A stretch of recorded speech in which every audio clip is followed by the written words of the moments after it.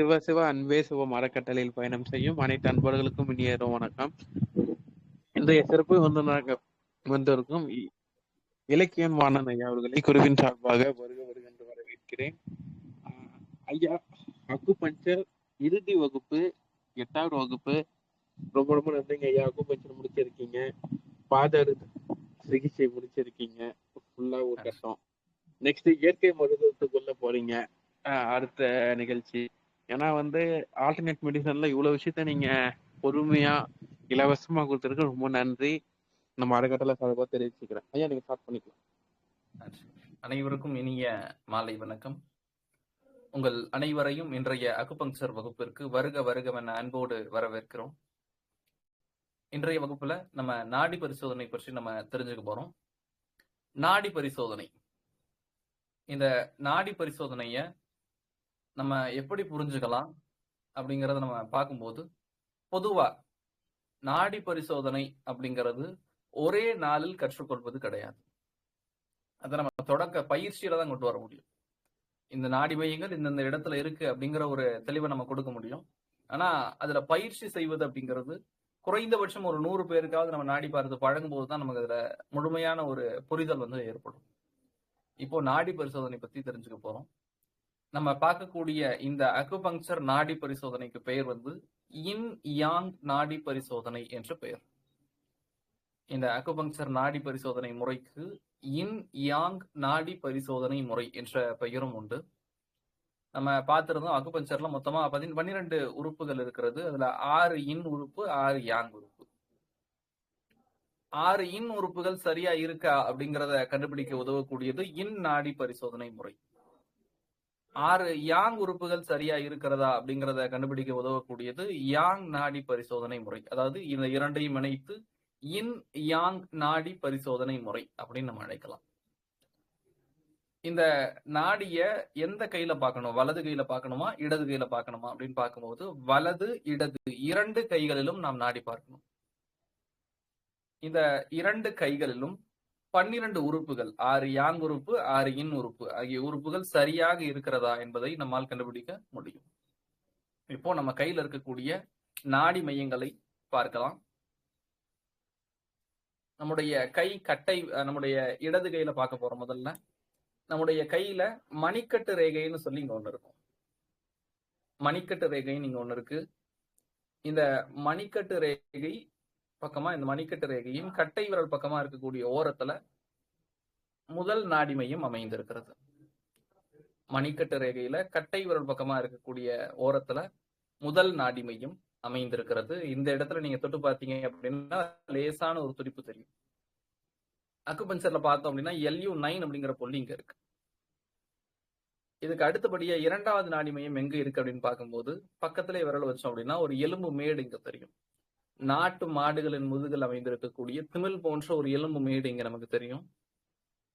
இந்த எலும்பு மேட்டுக்கு பக்கத்திலே இருக்கக்கூடிய பள்ளம்,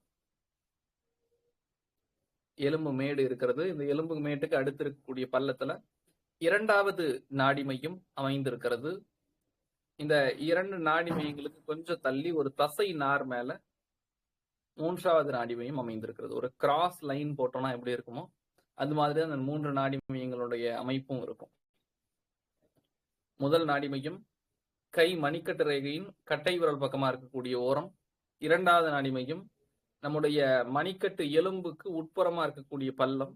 3வது நாடி மையம் இங்க ஒரு தசை நார் இருக்கும், இங்க இருக்கு. இப்ப இடது கையில பார்த்துட்டோம். அடுத்து வலது கையில நம்ம பார்க்க போறோம். வலது கையில பார்த்தோம் அப்படின்னா அதேதான். நம்முடைய கை மணிக்கட்டு ரேகையின் கட்டை விரல் பக்கமா இருக்கக்கூடிய ஓரத்துல முதல் நாடி மையம் அமைந்திருக்கிறது. இதுக்கு அடுத்து கொஞ்சம் விரல வச்சோம் அப்படின்னா அதுக்கு அடுத்தபடியா இருக்கக்கூடிய பள்ளத்துல இந்த முதல் நாடி மையத்துல இருந்து கொஞ்சம் தள்ளி ஒரு எலும்பு மேடு இருக்கும். இந்த எலும்பு மேடுக்கு அடுத்து இருக்கக்கூடிய பள்ளத்துல 2வது நாடி மையம் அமைந்திருக்கிறது. அடுத்ததா பார்த்தோம் அப்படின்னா 3வது நாடி மையம் ஒரு தசை நாரின் மேலே அமைந்திருக்கிறது.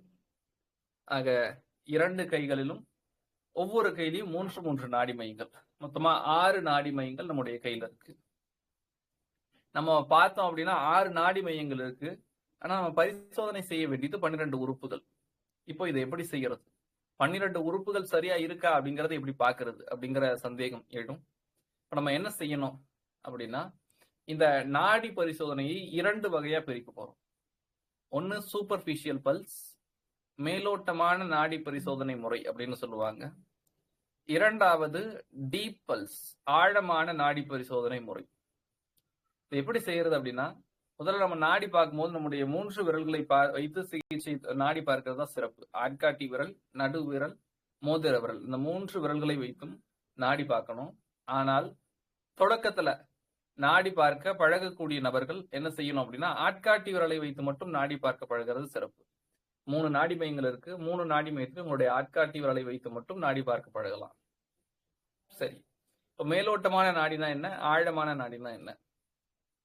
நம்முடைய கை மணிக்கட்டு ரேகையின் ஓரத்துல முதல் நாடி மையம் இருக்கு. முதல்ல இந்த நாடி மையத்தை லேசா தொட்டு பார்க்கிறோம். தொடரும். தொடும்போது நம்ம எந்த அளவுக்கு தொடுவோமோ அது தொடுறோம். முதல் நாடி மையத்துல தொடும்போது நாடி துடிப்பு இந்த நாடி மையத்துல இருக்கா இல்லையா அப்படிங்கறத கவனிக்கிறோம். அடுத்ததா என்ன செய்ய போறோம் அப்படின்னா, அதே நாடி மையத்துல கொஞ்சம் அழுத்தி பார்க்கணும். முதல்ல இந்த நாடி மையத்துல தொட்டு பார்க்கிற நாடி துடிப்பு இருக்கா இல்லையான்னு, அடுத்து கொஞ்சம் அழுத்தி பார்க்கும்போது நாடி துடிப்பு இருக்கா இல்லையா அப்படிங்கறத கவனிக்கணும். இது முதல் நாடி மையத்துல முடிச்சாச்சு. இரண்டாவது நாடி மையத்துக்கு வரோம். நாடி துடிப்பு இருக்கா இல்லையா அப்படிங்கறத முதல்ல தொட்டு பார்க்கிறோம். அப்புறம் இதே பகுதியில இன்னும் கொஞ்சம் அழுத்தி பார்க்கிறோம். மூன்றாவது நாடி மையத்துக்கு வரோம். நாடி துடிப்பு இருக்கா இல்லையான்னு தொட்டு பார்க்கிறோம். அதே நாடி மையத்துல இன்னும் கொஞ்சம் அழுத்தி நாடி துடிப்பு இருக்கா இல்லையா அப்படிங்கறத பார்க்கிறோம். அடுத்து வலது கைக்கு வரோம். முதல் நாடி மையத்துல நாடி துடிப்பு இருக்கா இல்லையாங்கிறத தொட்டு பார்க்கிறோம். அடுத்து அழுத்தி நாடி துடிப்பு இருக்கா இல்லையாங்கிறத கவனிக்கிறோம். இரண்டாவது நாடி மையத்துக்கு வரோம். நாடி துடிப்பு இருக்கா இல்லையாங்கிறத தொட்டு பார்க்கிறோம். அடுத்து கொஞ்சம் அழுத்தி பார்க்கிறோம். மூன்றாவது நாடி மையத்துக்கு வரோம். நாடி துடிப்பு இருக்கா இல்லையாங்கிறத தொட்டு பார்க்கிறோம். அடுத்து அழுத்தி பார்க்கிறோம். அப்போ நம்ம 6 நாடி மையங்களா இருந்தாலும் கூட 12 நாடிகளை நம்ம கவனிக்கிறோம். ஒவ்வொரு நாடி மையத்திலும் 2 அளவா பார்க்கிறோம். ஒன்னு மேலோட்டமா தொட்டு மட்டும் பார்க்கிறது, இன்னும் கொஞ்சம் ஆழமா அழுத்தி பார்க்கிறது. நம்ம மேலோட்டமாக பார்க்கக்கூடிய நாடி பரிசோதனை முறைக்கு பெயர் மேலோட்டமான நாடி பரிசோதனை முறை என்று பெயர், சூப்பர்ஃபிஷியல் பல்ஸ். இந்த சூப்பர்ஃபிஷியல் பல்ஸ்ல நம்ம எதை தெரிஞ்சுக்கலாம் அப்படின்னா, நம்முடைய உடல்ல இருக்கக்கூடிய யாங் உறுப்புகள் ஆரோக்கியமா இருக்கா அப்படிங்கறது தெரிஞ்சுக்கலாம். அப்போ ஆழமா டீப் பல்ஸ் நம்ம பார்க்கிறோம். இதுல நம்ம என்ன தெரிஞ்சுக்கலாம் அப்படிங்கறத பார்க்கும்போது, நம்முடைய உடல்ல இன் உறுப்புகள் ஆரோக்கியமாக இருக்கிறதா அப்படிங்கறத இந்த டீப் பல்ஸ் மூலமா தான் நம்ம தெரிஞ்சுக்க முடியும். அப்போ சூப்பர்ஃபிஷியல் பல்ஸ், டீப் பல்ஸ்னு 2 இருக்கு. சூப்பர்ஃபிஷியல் பல்ஸ்ல யாங் உறுப்புகளை பற்றி தெரிந்து கொள்ளலாம்.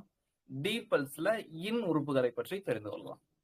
எப்படி தெரிஞ்சுக்கிறது அப்படின்னா, முதல்ல ஒரு நாடி துடிப்பு நமக்கு தெரியுதா தெரியலையா அப்படிங்கறத மட்டும் கவனிச்சா போதும்.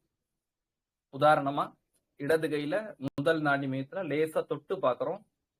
தொடும்போது அந்த நாடி துடிப்பு நமக்கு தெரியுதா தெரியலையா அப்படிங்கறத மட்டும் கவனிச்சா போதும். தெரிந்தால் அந்த உறுப்பு ஆரோக்கியமா இருக்கு, இந்த நாடி சம்பந்தப்பட்ட உறுப்பு ஆரோக்கியமா இருக்கு. தெரியவில்லை என்றால் அந்த உறுப்புக்கு நாம் ஆற்றல் தர வேண்டும். இப்போ ஒவ்வொரு நாடி மையத்திலையும் இருக்கக்கூடிய உறுப்புகளை பற்றி நம்ம தெரிஞ்சுக்கலாம். இடது கை முதல் நாடி மையம், நீங்க மேலோட்டமா தொட்டு பார்த்தீங்க அப்படின்னா நம்முடைய உடல்ல சிறுகுடல் ஆரோக்கியமா இருக்கா அப்படிங்கறத நம்ம தெரிஞ்சுக்க முடியும். அதே மாதிரி நம்முடைய உடல்ல இன்னும் கொஞ்சம் அழுத்தி பார்க்கிறோம், இந்த நாடியை கொஞ்சம் அழுத்தி பார்க்கிறோம் அப்படின்னா நம்முடைய உடல்ல இதயம் ஆரோக்கியமா இருக்கா இல்லையா அப்படிங்கறத நம்ம தெரிஞ்சுக்க முடியும். திரும்பவும் சொல்றேன், இடது கையில முதல் நாடி மையம் மேலோட்டமா தொட்டு பார்த்தோம் அப்படின்னா சிறுகுடல் சம்பந்தப்பட்டது, கொஞ்சம் அழுத்தி பார்த்தோம் அப்படின்னா இதயம் சம்பந்தப்பட்டது. இடது கையில இரண்டாவது நாடி மையத்துக்கு வரோம். மேலோட்டமா தொட்டு பார்த்தோம் அப்படின்னா இது பித்தப்பை சம்பந்தப்பட்டது, இன்னும் கொஞ்சம் அழுத்தி பார்த்தோம் அப்படின்னா கல்லீரல் சம்பந்தப்பட்டது. அடுத்தது மூன்றாவது நாடி மையத்துக்கு வரோம். மேலோட்டமா தொட்டு பார்த்தோம் அப்படின்னா இது பித்தப்பை சம்பந்தப்பட்டது, சிறுநீர் பை சம்பந்தப்பட்டது. இன்னும் கொஞ்சம் அழுத்தி பார்த்தீங்கன்னா சிறுநீரகம், கிட்னி சம்பந்தப்பட்டது. அப்போ இந்த 3, அதாவது இடது கையில மட்டுமே 6 உறுப்புகளை பார்த்துட்டோம். திரும்ப ஒரு முறை சொல்றேன். இடது கை முதல் நாடி மையம், மேலோட்டமா பார்க்கும்போது சிறுகுடலை பார்க்கலாம், ஆழமாக பார்க்கும்போது இதயத்தை பார்க்கலாம். இடது கை இரண்டாவது நாடி மையம், மேலோட்டமா பார்க்கும்போது பித்தப்பை ஆரோக்கியமா இருக்கா அப்படிங்கறத பார்க்கலாம், கொஞ்சம் ஆழமா பார்க்கும்போது கல்லீரல் ஆரோக்கியமா இருக்கா அப்படிங்கறத பார்க்கலாம். இடது கை மூன்றாவது நாடி மையம், மேலோட்டமா பார்க்கும்போது சிறுநீர் பை ஆரோக்கியமா இருக்கா அப்படிங்கறத பார்க்கலாம், கொஞ்சம் ஆழமா பார்க்கும்போது நம்முடைய உடல்ல சிறுநீரகம் ஆரோக்கியமா இருக்கா அப்படிங்கறத பார்க்கலாம்.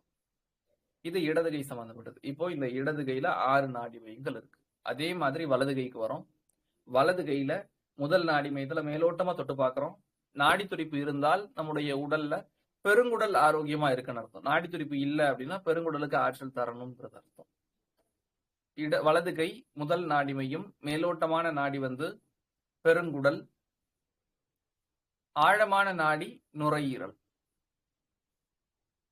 வலது கை இரண்டாவது நாடி மையம், மேலோட்டமான நாடி வந்து இரைப்பை, ஸ்டொமக்னு சொல்லுவோம். வலது கை இரண்டாவது நாடி மையத்துல ஆழமான நாடி எது அப்படின்னு பார்த்தா மண்ணீரல். வலது கை மூன்றாவது நாடி மையத்துல மேலோட்டமான நாடி வந்து மூவெப்ப மண்டலம் சம்பந்தப்பட்டது. வலது கையில மூன்றாவது நாடி மையத்துல ஆழமான நாடி வந்து பெரிகார்டியம், இதய மேலுறை சார்ந்தது.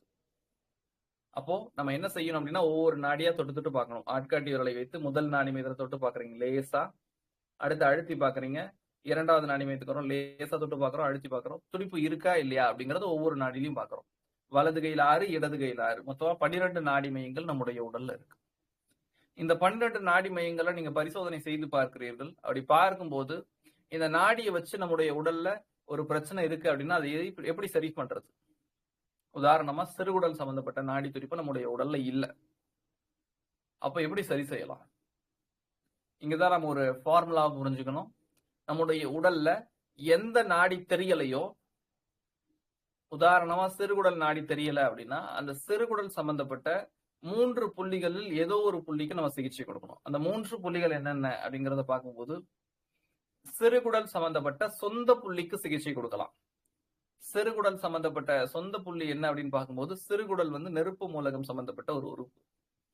அப்போ நெருப்பு பிளஸ் நெருப்பு, சிறுகுடலை அதாவது நெருப்பு மூலகத்தை நெருப்பு மூலகத்தோட இணைக்கக்கூடிய ஒரு புள்ளி தான் சிறுகுடலுடைய சொந்த புள்ளியா இருக்க முடியும்.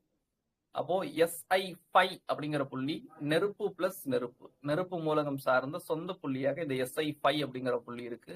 அதனால சொந்த புள்ளிக்கு சிகிச்சை கொடுக்கலாம். இது ஒரு முறை. அல்லது தாய் புள்ளிக்கு சிகிச்சை கொடுக்கலாம். சிறுகுடல் அப்படிங்கிறது நெருப்பு சம்பந்தப்பட்டது. நெருப்பின் வந்து மரம். அப்போ சிறுகுடல்ல இருக்கக்கூடிய நெருப்பையும் மரத்தையும் இணைக்கக்கூடிய புள்ளிக்கு இந்த இடத்துல நம்ம சிகிச்சை கொடுக்கணும்.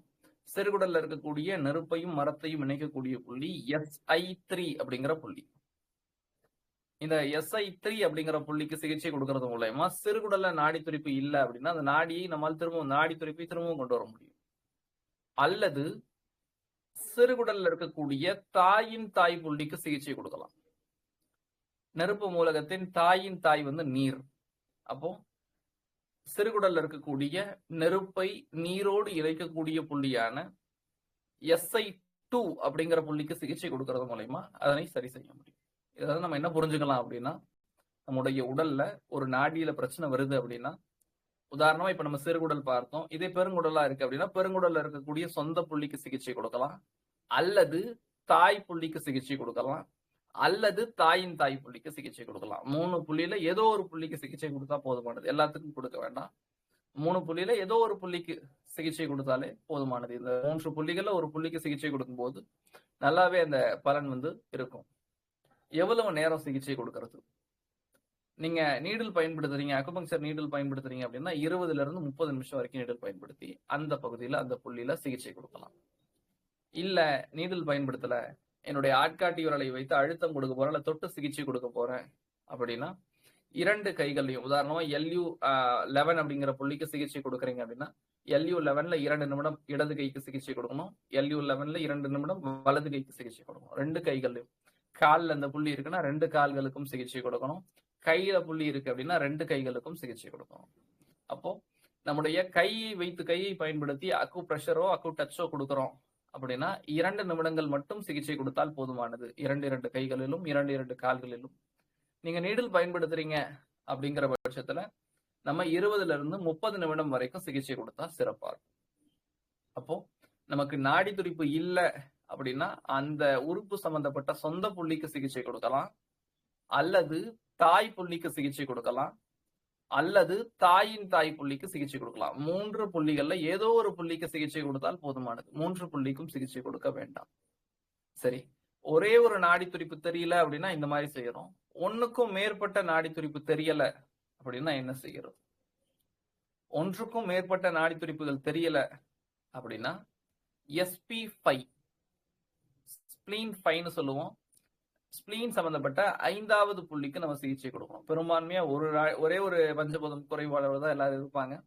அப்படி ஒருவேளை அதற்கும் மேற்பட்டு உங்களுக்கு வருது அப்படிங்கிற பட்சத்துல SP5 ஸ்பிளீன் 5 அப்படிங்கிற புள்ளிக்கு சிகிச்சை கொடுத்தால் போதுமானது. இந்த ஸ்பிளீன் 5க்கு எப்படி சிகிச்சை கொடுக்கலாம் அப்படின்னா இதுவுமே அதே ப்ரொசீஜர் தான்.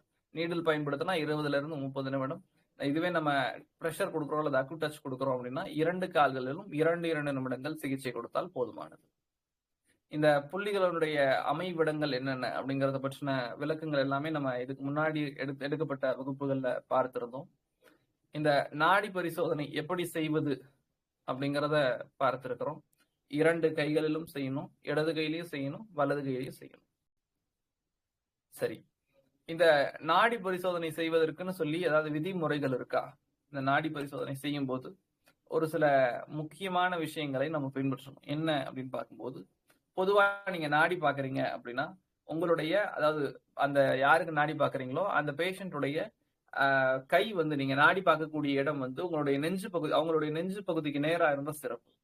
கண்டிப்பா அப்படி இருக்கணும் அப்படிங்கிறது இல்ல, அப்படி இருந்தால் சிறப்பு. அதாவது நெஞ்சு பகுதிக்கு நேரா நீங்க எனக்கு நாடி பார்க்க போறீங்க அப்படின்னா என்னுடைய நெஞ்சு பகுதி இங்க இருக்கு, இதுக்கு நேரா நான் கையை வச்சு அதுக்கப்புறம் நீங்க நாடி பார்த்தீங்கன்னா சிறப்பா இருக்கும். இது கட்டாயம் இருக்க வேண்டியதில்லை, இப்படி இருக்கிறது சிறப்பு. இது ஒன்று. அடுத்தது, சாப்பிடுவதற்கு அரை மணி நேரம் முன்பாகவே நாடி பார்த்து விட வேண்டும் ஒன்று, அல்லது சாப்பிட்டு விட்டு அரை மணி நேரம் பிறகுதான் நாடி பார்க்கணும். நம்ம சாப்பிடும் போதோ அல்லது சாப்பிட்ட உடனே நம்ம பார்க்க கூடாது. சாப்பிடுவதற்கு ஒரு அரை மணி நேரம் முன்னாடி பார்த்துக்கலாம், சாப்பிடுவதற்கு ஒரு அரை மணி நேரத்துக்கு அப்புறம் பார்த்துக்கலாம், எப்போனா பார்த்துக்கலாம், பிரச்சனை கிடையாது. ஆனா சாப்பாடு உணவு இடைவேளை அந்த நேரத்துல நம்ம இதை செய்யக்கூடாது. இதுல கவனமா இருக்கணும். அடுத்தபடியா நம்ம செய்ய வேண்டிய ஒரு விஷயம் என்ன அப்படின்னா, நீங்க நாடி பாக்குறீங்க அப்படின்னா, நாடி பார்க்கும்போது நான் ஒருவேளை நீங்க எனக்கு நாடி பாக்குறீங்க, நான் பேஷண்டா இருக்கேன் அப்படின்னா என்னுடைய கைகள் எப்படி இருக்கணும், நாடி பார்க்கும்போது ரிலாக்ஸா வச்சிருக்கணும். டைட்டா இறுக்கி வச்சிருக்க கூடாது, இல்லை இப்படி முறுக்கியோ மடக்கியோ வச்சிருக்க கூடாது. ரிலாக்ஸா எப்பயும் போல வச்சுட்டு நாடி பார்க்கணும். நீங்க அவங்களுடைய கையை பிடிக்கிறீங்க, பிடிச்சு நாடி பாக்குறீங்க. அப்போ நாடி பார்க்கும்போது ரொம்ப கவனமா இருக்கணும். அதே மாதிரி நான் இப்போ வந்து நாடி பார்த்துட்டேன், உதாரணமா நாடி பார்த்துட்டு ஒரு 5 நிமிஷம் எனக்கு வேற ஒரு வேலை வந்துருச்சு, போயிட்டு வந்துட்டு திரும்பவும் முதல்ல பார்த்த நாடியை வச்சு இப்ப நம்ம சிகிச்சை கொடுக்கலாமா அப்படின்னு கேட்டா கட்டாயம் அப்படி கொடுக்க கூடாது. ஏன் அப்படின்னா, நீங்க நாடி பார்க்கக்கூடிய முதல் நாடி மையம் இருக்கு இல்லைங்களா, இந்த இடத்துல LU9 அப்படிங்கிற அக்குபஞ்சர் புள்ளி இருக்கு. நீங்க நாடி பார்த்து முடிச்சிட்டீங்க அப்படின்னாலே ஏதோ ஒரு வகையில மறைமுகமா இந்த LU9 அப்படிங்கிற புள்ளியும் தூண்டப்படுகிறது. இந்த LU9 அப்படிங்கிற புள்ளி தூண்டப்படும் போது நமக்கு அடுத்த 5 நிமிஷத்துக்கு அப்புறம் நாடி மாறுவதற்கான வாய்ப்பு அதிகமா இருக்கு. நீங்க நாடி பாக்குறீங்க அப்படின்னா உடனே சிகிச்சை கொடுத்துடணும். சரி, எனக்கு நாடி பார்க்கும் போதே வேலை வந்துருச்சு, நான் என்ன பண்றது? வேலை வந்துருச்சு அப்படின்னா அந்த வேலையை முடித்து விட்டு கூட நம்ம திரும்பவும் ஒரு முறை முதல்ல இருந்து நாடி பார்த்துட்டு அதற்கு பிறகு சிகிச்சை கொடுக்கணுமே தவிர, முதல்ல 5 நிமிஷத்துக்கு முன்னாடி பார்த்த நாடியோ 10 நிமிஷத்துக்கு முன்னாடி பார்த்த நாடியை வைத்தோ நம்ம இப்ப சிகிச்சை கொடுக்கவே கூடாது. அப்போ நீங்க எப்ப சிகிச்சை கொடுக்குறீங்களோ அந்த நிமிடத்தில் பார்க்கக்கூடிய நாடிதான் சரியானது, அந்த நிமிடத்தில் பார்க்கக்கூடிய நாடிக்கு தான் நீங்க சிகிச்சை கொடுக்கணும், அதுதான் சிறப்பா இருக்கும். இந்த நாடி பரிசோதனை செய்வதற்கு இது ஒரு விதிமுறையா இருக்கு. நம்முடைய உடல்ல 12 முக்கியமான உறுப்புகள்.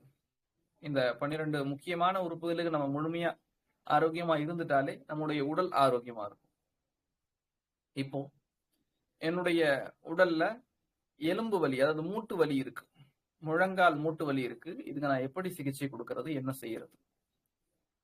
ஒரு உதாரணத்துக்கு சொல்றேன். இந்த மாதிரி நம்முடைய உடல்ல பல பிரச்சனைகள் இருக்கும்.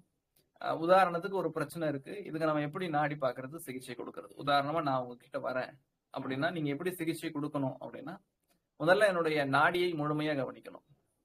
நாடியை பார்த்து விட்டு எந்த நாடியில் எனக்கு நாடி துடிப்பு தெரியலையோ அந்த நாடிக்குரிய, உதாரணமா எனக்கு இதயம் சம்பந்தப்பட்ட நாடி துடிப்பு சரியா இல்லை அப்படின்னா இதயம் சம்பந்தப்பட்ட சொந்த புள்ளிக்கோ தாய் புள்ளிக்கோ அல்லது தாயின் தாய் புள்ளிக்கோ நம்ம சிகிச்சை கொடுக்கும்போது அந்த புள்ளி முழுமையா வேலை செய்து நம்முடைய மூட்டு வலியை குணப்படுத்தும். இப்போ ஒருத்தருக்கு கழுத்து வலி இருக்கு, அவங்களுக்கு நாடி பாக்குறீங்க. எந்த நாடி துடிப்பு தெரியலையோ அதற்கான புள்ளிய நம்ம சிகிச்சை கொடுக்கணும். அப்போ இதுல வந்து நமக்கான ஒரு முக்கியமான விதிமுறை என்ன அப்படின்னா, உடல்ல எந்த தொந்தரவு இருந்தாலும் சரி, நம்ம கிட்ட வரக்கூடிய நபர்களுக்கு ஒரு 3 தொந்தரவு இருக்கு அப்படின்னா, அவங்க சொல்லும்போது நம்ம கிட்ட 1 தொந்தரவோ, 2 தொந்தரவோ தான் சொல்றாங்க. அப்ப நம்ம சிகிச்சை குடுக்கலாமா? அப்படின்னு கேட்டா, கட்டாயம் தாராளமா குடுக்கலாம். ஏன் அப்படின்னா, உதாரணமா உங்களுக்கு முதுகு வலி இருந்திருக்கும். ஆனா நம்மகிட்ட முழங்கால் வலி மட்டும் தான் இருக்குன்னு சொல்லியிருப்பாங்க. முழங்கால் வலி இருந்திருக்கு. ஆனா முதுகு வலி சொல்றதுக்கு அவங்க பயந்துட்டாங்க, மறந்துட்டாங்க.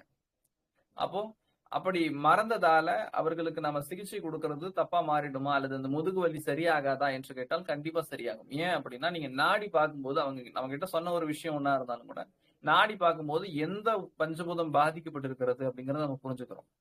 அத நம்ம சரியா புரிஞ்சுகிட்டு சிகிச்சை கொடுக்கும்போது, நமக்கு அது எதுவா மாறும் அப்படின்னா, 5 பிரச்சனை இருக்கு. 4 பிரச்சனை தான் சொன்னாங்க அப்படின்னாலும் கூட, 5வது பிரச்சனையும் சேர்ந்து குணமாகும். ஏனென்றால், ஒரு நபர் சொல்லக்கூடிய அறிகுறிகளை காட்டிலும் நாம் நாடியை அதிகமாக இந்த இடத்துல நம்ப வேண்டும்.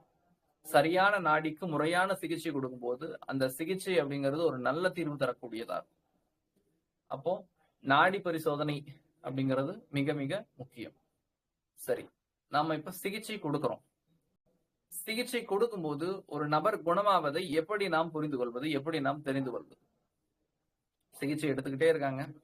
எப்படி புரிஞ்சுக்கிறது? அப்படின்னா, இந்த இடத்துல தான் நம்ம ஒரு விஷயத்த புரிஞ்சுக்கணும். என்ன அப்படின்னா, நீங்க சிகிச்சை குடுத்துக்கிட்டே இருக்கீங்க. உதாரணமா ஒரு நபர் ஒரு தொந்தரவோட வராங்க. சிகிச்சை குடுத்துக்கிட்டே இருக்காங்க. சிகிச்சை கொடுக்கும்போது ஒரு சில அறிகுறிகள் தெரிந்தால் அந்த நபர் குணமாகி கொண்டிருக்கிறார் என்று அர்த்தம். அந்த அறிகுறிகள் என்ன? ஒரு நபர் உங்ககிட்ட தலைவலிக்காக சிகிச்சை எடுக்க வந்தாங்க. சிகிச்சை எடுக்கும்போது தலைவலி சரியாயிடுச்சு. கழுத்து வலி வந்துருச்சு. சிகிச்சை கொடுத்துக்கிட்டே இருக்கும்போது கழுத்து வலி சரியாயிடுச்சு. கீழே நெஞ்சு பகுதியில, வயிற்று பகுதியில வலி இருக்கு. நம்ம புரிஞ்சுக்கணும். ஒரு நபர் அக்குபங்சர் சிகிச்சை எடுக்கும்போது அவருடைய தொந்தரவு மேலிருந்து கீழ் இறங்கினால் அவருடைய உடல் குணமாகி கொண்டிருக்கிறது என்று அர்த்தம். அப்போ நம்முடைய தொந்தரவு மேலிருந்து கீழ் இறங்குது அப்படின்னா நம்முடைய தொந்தரவு குணமாகி கொண்டிருக்கிறது என்பதை நாம் புரிந்து கொள்ள வேண்டும். அடுத்ததா, ஒருவேளை நம்முடைய தொந்தரவுகள் உள்ளிருந்து வெளியே வருகிறது அப்படின்னா நம்முடைய உடல் குணமாகி கொண்டிருக்கிறது என்று அர்த்தம். உதாரணம், ஒரு நபர் நுரையீரல் சம்பந்தப்பட்ட பிரச்சனையோட சிகிச்சைக்கு வராங்க.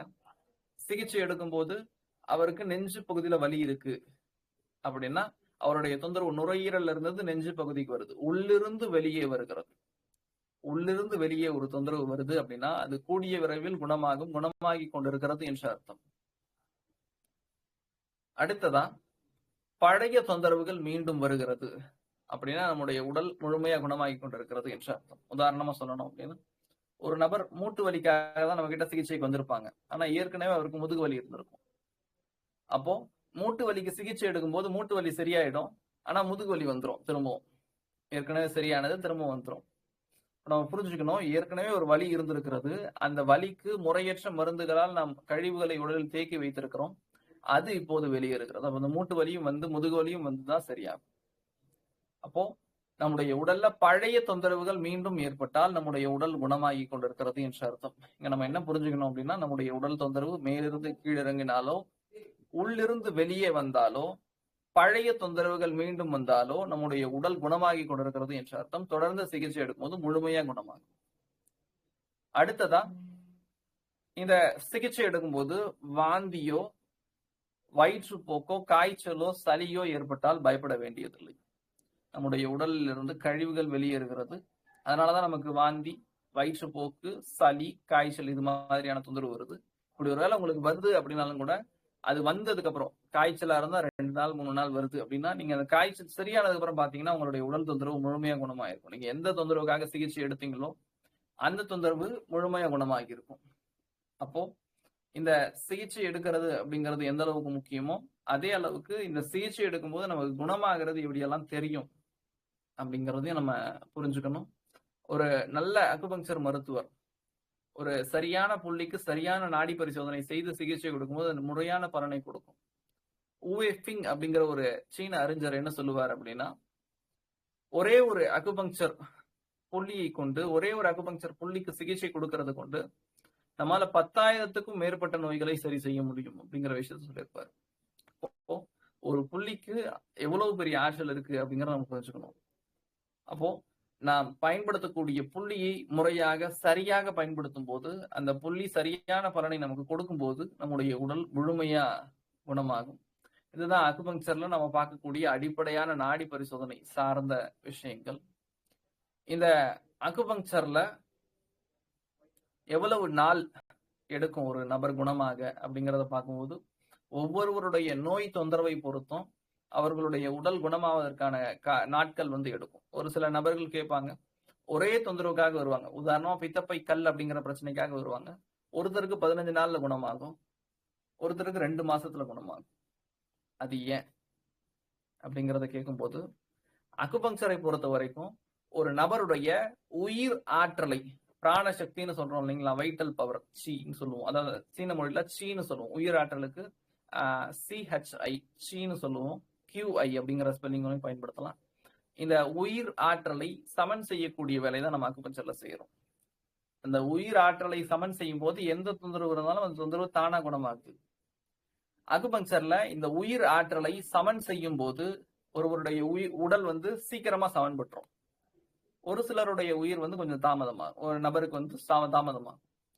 அப்போ அந்த நபருக்கு சிகிச்சை கொடுக்கும் போது அந்த சிகிச்சையினுடைய தன்மையை பொறுத்து ஒவ்வொருவருடைய குணமாதலுக்கான காலமும் இருக்கும். அதனாலதான் இது ஒரே 2 நபர்கள் ஒரே பிரச்சனை, ஒருத்தருக்கு சீக்கிரமா குணமாகுது, ஒருத்தருக்கு தாமதமாகுது அப்படிங்கிறதுக்கான காரணம் இதுவா தான் இருக்கும். அதனால ஒரு நபருக்கு ஒரு நோய்க்கு இவ்வளவு நாள்ல தான் குணமாகும் அப்படிங்கறத உறுதியா எந்த மருத்துவராலையும் சொல்ல முடியாது. ஆனா அந்த சிகிச்சை எடுக்கக்கூடிய காலகட்டத்தில் ஒரு நல்ல முன்னேற்றத்தை அவர்களால பார்க்க முடியும். ஆக இதுதான் இன்றைய வகுப்புக்கான பாடம். இதுவரைக்கும் நம்ம அக்குபங்சர்ல தொடக்கத்துல இருந்து இறுதி வரைக்கும் பார்த்திருக்கிறோம். அக்குபங்சர்னா என்ன அப்படிங்கறது தொடங்கி 60 கட்டளை புள்ளிகள், நாடி பரிசோதனை முறைகள், மற்ற உடல் பரிசோதனை முறை, அதாவது நோய் அறியும் முறை பற்றி எல்லாமே நம்ம பார்த்திருக்கிறோம். இது எல்லாருக்குமே தெளிவா புரிஞ்சிருக்கும்னு நம்புறேன். இந்த வகுப்பில் கலந்து கொண்ட அத்துணை நண்பர்களுக்கும், இந்த வகுப்பை ஏற்பாடு செய்த சிவ அன்பே சிவ மரக்கட்டளைக்கும், இதுல இருக்கக்கூடிய நிர்வாகிகளுக்கும், அனைத்து அன்பர்களுக்கும் என்னுடைய நெஞ்சம் நிறைந்த நன்றிகளை தெரிவித்துக் கொள்கிறேன். ஏதாவது சந்தேகம் இருந்தா இப்ப கேட்கலாம்.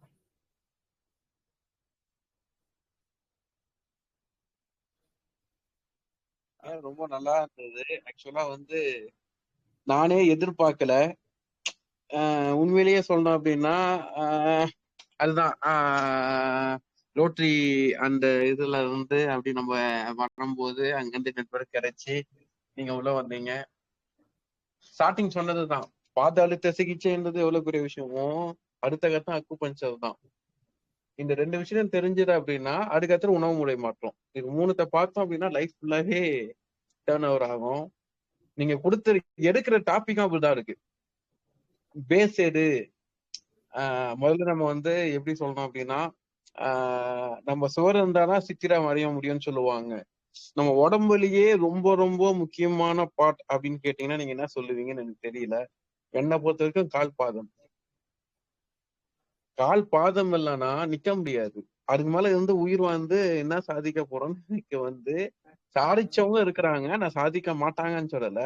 கால் பாதம் இல்லைன்னா இன்னொருத்தவங்களோட தயவு தேவைப்படும், கையிலனாலும் இன்னொருத்தவங்களோட தயவு தேவைப்படும். எதுவுமே இல்லாம நம்ம ஆண்டவ முன்னிட்டுல நல்லா பிறந்திருக்கும், நல்லா இருக்கும்.